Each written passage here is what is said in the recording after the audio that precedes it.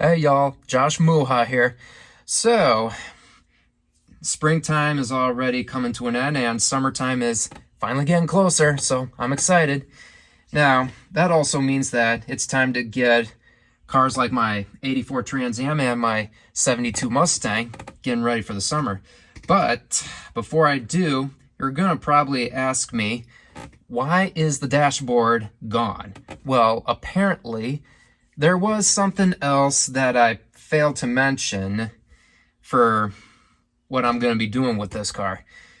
While I mentioned, actually, let me say this. Last fall, when Mike and I were going to examine the tachometer to see if it works, we even found out the gauges didn't exactly work.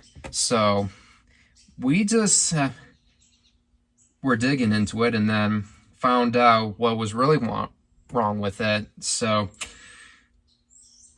and on the other hand, I'm going to show you why. So, give me just 1 second. Now, before I continue, I just wanted to say a couple things to you. First, I was pretty hesitant on what I was supposed to say in the very beginning. And secondly, this takes place before I did the oil change on the Mustang, which was seen in the previous video. So you'll just bear with me on how I try to explain things throughout the whole video. And leave a comment if you have any questions. So anyway, back to the video.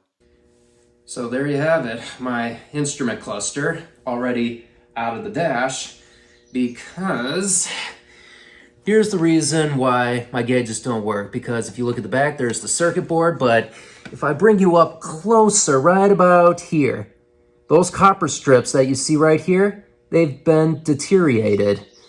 And that just tells you why the gauges don't work, because well, I guess they just aged out over the years of usage. But after all, this was a all-original H-code Mustang right from the beginning all the way to where it's all better. So anyway, enough of that. This is what I got to replace. It's the circuit board, and it's what I like to call a paper circuit board. And thank God, National Parts Depot happens to have that, and I've already ordered it, along with a wiring diagram, because I wanted to figure out how we could get that to get this tachometer working. So I'm pretty sure just going over the wiring diagram would definitely give me the answer I'm looking for. But I'm pretty sure my friend Jim Sabin, who's going to help me on rebuilding the Ford 9-inch on this Mustang, and we'll know from there.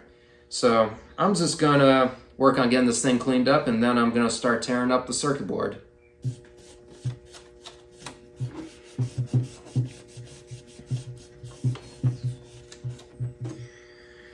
Well, I guess that kind of does it for the cleaning. I guess I don't really have to do all of it. I mean, just enough so that there's no dirt falling off this thing. So I guess it'll be a good time to take this off.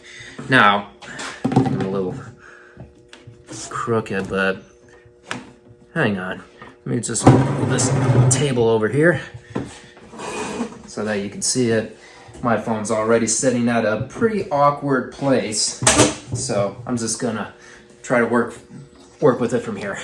So, circuit board right here, and I guess the only way to do it is by, first of all, take off these dashboard lights right here. There's the camera. So, from the looks of it, I'd say they look pretty good, even in its current state. Let me just check in the light.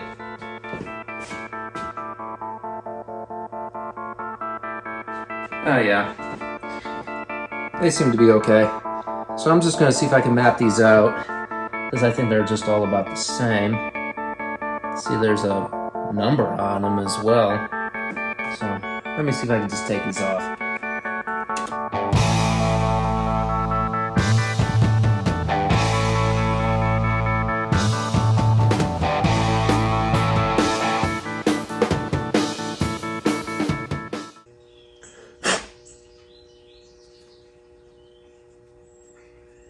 Some of these are just a little bit dirty.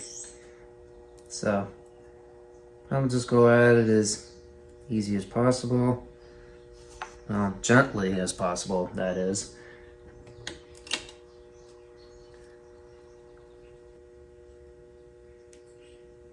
Yep, that's it for the dashboard lights. Now let's see here. If I could just try to get this right up. Yep, that's kind of like a snap-on. Oh yeah.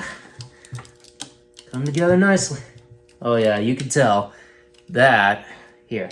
Well, actually, I'll just get these out of the way. Let me just start by going at it very simple, and these are for like the turn signals. These two right here. These two are definitely the turn signals, and this one's definitely the fuel gauge. So I'm just gonna go at it gently as possible. Maybe I should also get these labeled if I have the time.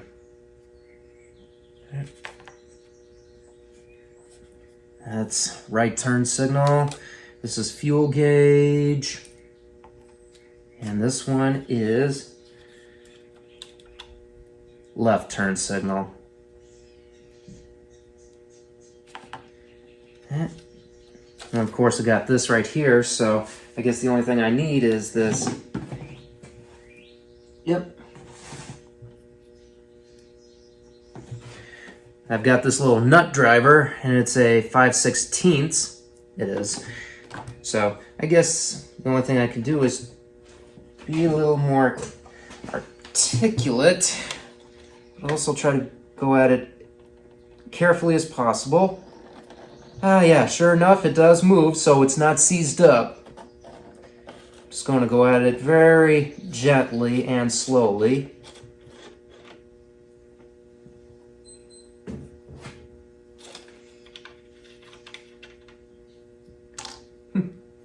That's one.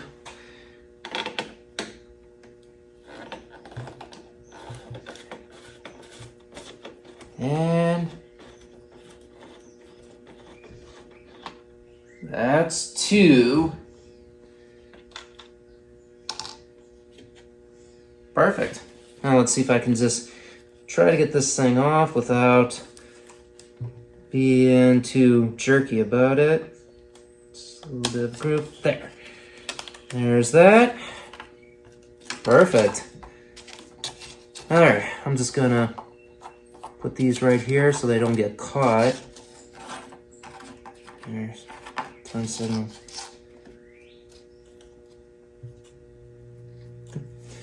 Okay. Let's see here.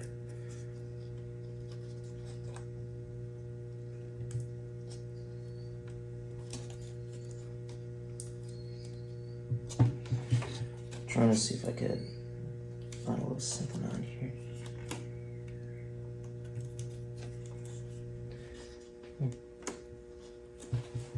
Ah, there's a little something. Hang on. I think I figured something out. I'll be right back.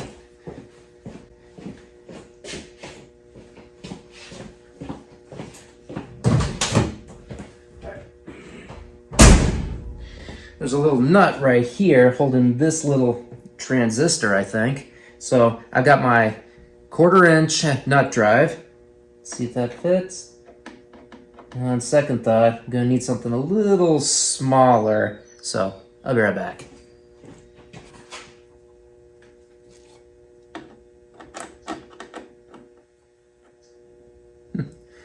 I guess it was the 1/4" nut drive. Turned out I had it with me the whole time. So I just gotta take this thing off real quick, carefully. Probably leave that in there. Then I just gotta get this one last little thing right about here. And there you have it.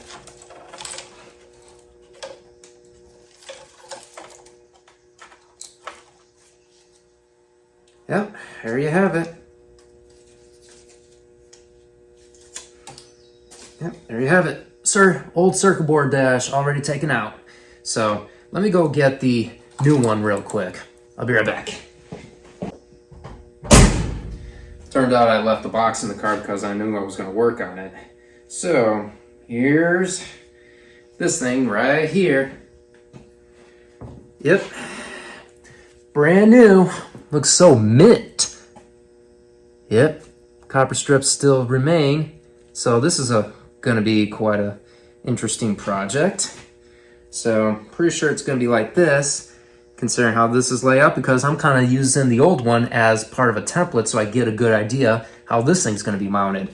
So I'm just going to start with this. And of course, this is going to be the one thing to have because I got to rip that thing off so I could hook it up to this. And it kind of looks like something that you see out of a 9-volt battery or whatever those little square, little rectangle batteries are like. It's kind of like something you see out of a 9-volt battery. But anyway, I'm just going to start by hooking this thing up gently. So let me just get this out of the way. Then I'm just going to go from there. It's probably best to just do it one step at a time. Just got to make sure the holes go in the right place. Make sure they go in nicely. So yeah. This may be a while, so stick around. We'll be fighting in the streets with our children at our feet.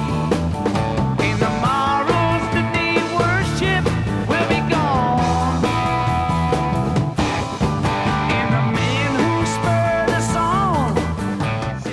Okay, got the tough part in. Those things really just fit in the grooves, just like that. Now I think the next thing is get the dashboard lights put on as well. So I'm just gonna start with that. Let's see here.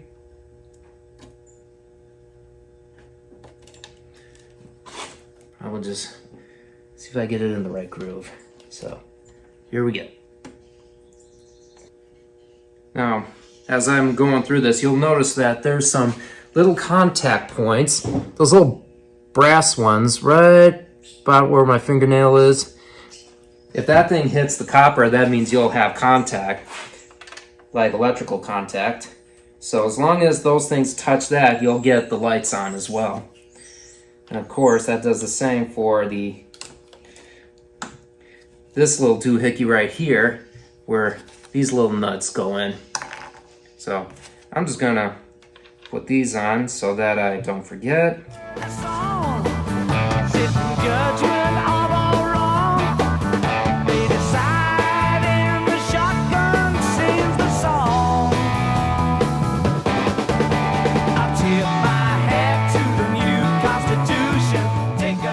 Alright, now I gotta also take this thing off, and this thing kind of works like a...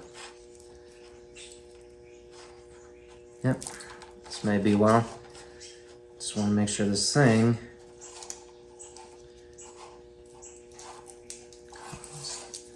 out of there.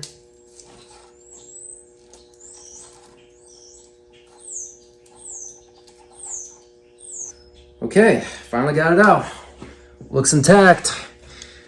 So I think this would be a good time to get these in the right grooves so that it could all fit in nicely.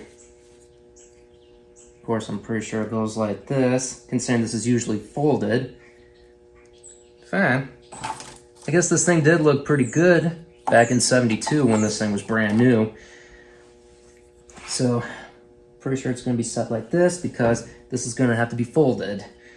So, put it in just like a snap-on battery. That's one.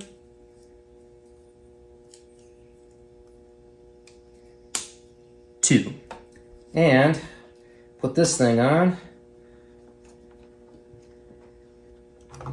And tighten up with my 1/4-inch nut drive.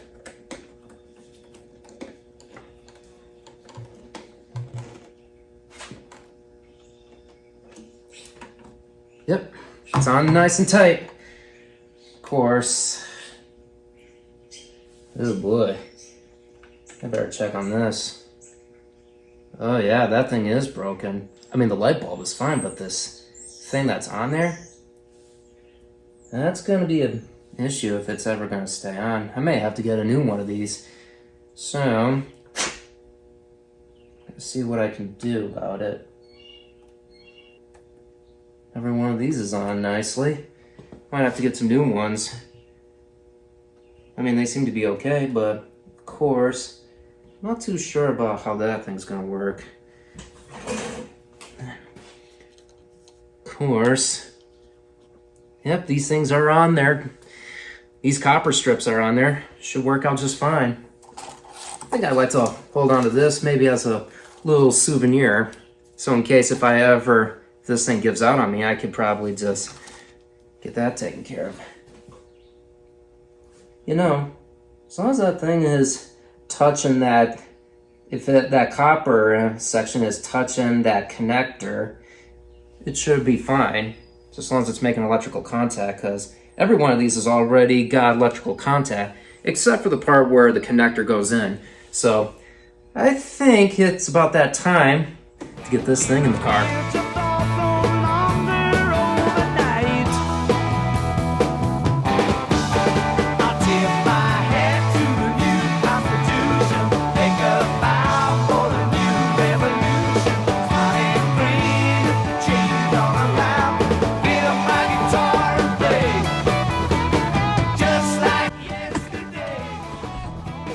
Okay, I think the light is not staying on, so I think it's time for a little temporary fix-up on just one tiny bulb.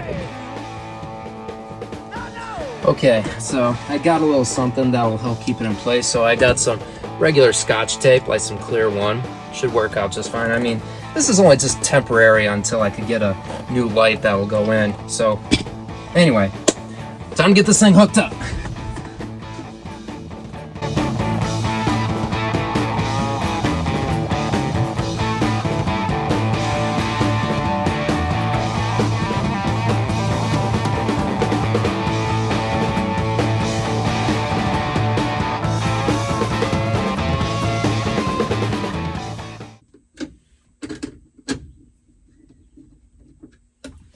All right, dash is in. Got the connectors put on, speedometer cables in. Now I think it's a good time to test it out. And of course, had to bring my key in, so just didn't want to forget in the first place. All right, so I got the battery hooked up, and probably could tell if the interior light's on, but anyway. All right, so got the key in. Now all I gotta do is watch the fuel gauge. If that fuel gauge moves, that means that it works. So let's try it out. Oh yeah, baby. Fuel gauge is moving, which also means everything works. Yeah! Mission accomplished.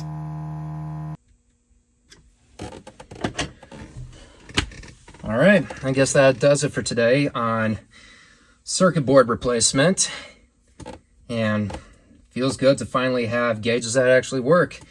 Now I just got to do is see if we can get the tachometer working just by figuring out which part of the ignition system I should hook up that gray wire to. But I'm sure while Jim is helping me work on the Ford 9-inch, he probably should help me out on figuring out what part of the electrical needs to be hooked up in order to get that tachometer working. So, another successful repair video. Yep, once again, another success in do-it-yourself repair. I think that's what I meant to say. Anyway, hope you all have enjoyed watching this, so be sure to like and subscribe. Feel free to leave a comment and hit that bell icon so you can be up to date on the latest videos. And as always, thanks for watching. You all take care, and most of all, stay cool. Later.